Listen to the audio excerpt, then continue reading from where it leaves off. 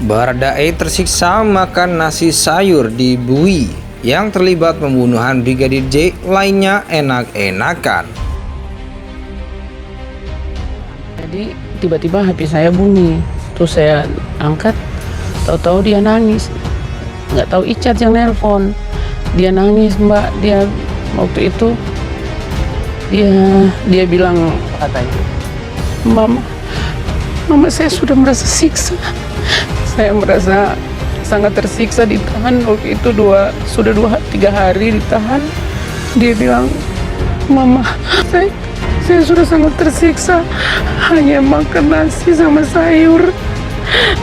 Dan mereka yang lain yang melakukan, yang terlibat enak-enak di luar, saya akan bicara jujur. Dia bilang seperti itu. Tanya kan pada saat itu si Richard kita tetapkan sebagai tersangka.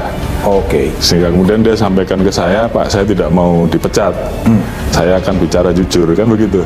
Jadi ini memang melalui proses yang cukup panjang. Nah, itu yang kemudian membuka tabir, yang lain kemudian mulai merubah keterangannya, dan akhirnya kasus ini bisa terungkap.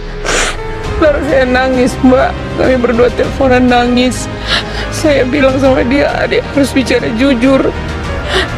Jangan, nggak usah sembunyi, karena kan untuk apa adik harus menahan semua, karena ini kan bukan hanya perbuatan dia, banyak yang melakukan ini, ada berapa orang, terus yang lain hanya enak-enak di luar. Kamu harus jujur, harus jujur. Dia bilang, Mama, saya sudah mau jujur malam ini, Mama. Dia bilang begitu.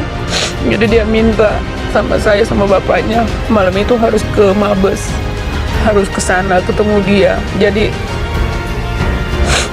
saya bilang sama bapaknya, saya menangis lama, Bu, telepon sama dia sampai bilang, lebih baik kamu pulang Manado, Dek, daripada harus jadi seperti ini. Kalau Mama bisa gantikan kamu, biarlah Mama yang gantikan kamu. Merasa tersiksa di Bui, Baradae alias Richard Eliezer memutuskan untuk jujur membongkar borok Ferdy Sambo di pembunuhan Brigadir J alias Yosua.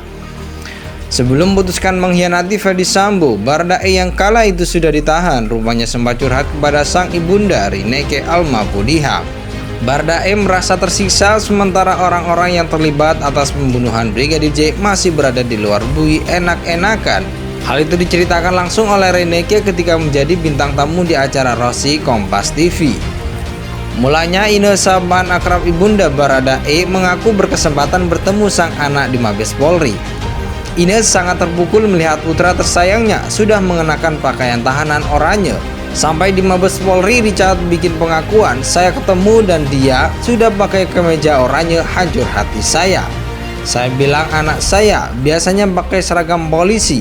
Malam ini saya lihat dia pakai kemeja oranye sebagai tahanan, kata Rineke, dikutip dari Kompas TV Minggu 4 Desember 2022. Di momen tersebut Ine dan Junus bertemu langsung dengan Baradae yang kondisinya sudah ingin berkata jujur. Ine memeluk Baradae seraya menasihati sang putra agar tak usah ada yang ditutup-tutupi. Kami berpelukan dan saya bilang adik harus jujur, jangan ada yang ditutup-tutupi. Jadi adik sekarang merasa tersiksa, kata Ine.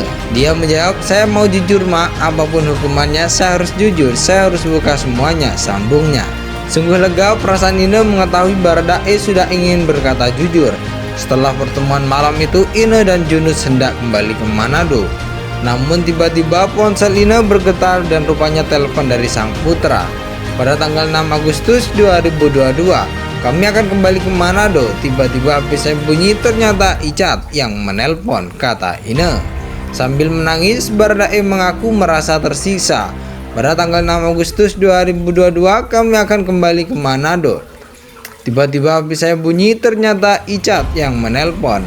Richard mengatakan, Mama, saya sudah tersiksa, saya makan nasi sama sayur dan yang lain yang juga terlibat enak-enakan di luar penjara, saya akan bicara jujur. Dia mengatakan itu lalu kami menangis, lanjut Rineke. Bilang sama dia, adik harus bicara jujur.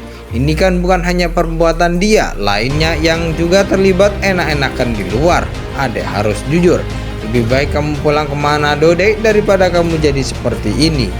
Merasa tersiksa di Bui, Baradae alias Richard Eliezer memutuskan untuk jujur membongkar borok